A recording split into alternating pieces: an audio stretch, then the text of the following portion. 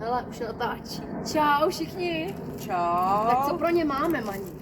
No máme pro ně akci, páteční. Jo, Tečko. páteční. Chystáme se vám zase zahrát, takže klasika kde? U jezera, stánek Osvěžovna u Piráta. To už znají lidi. Už to znají. Jasně. No a kdo tam všechno bude, Mani?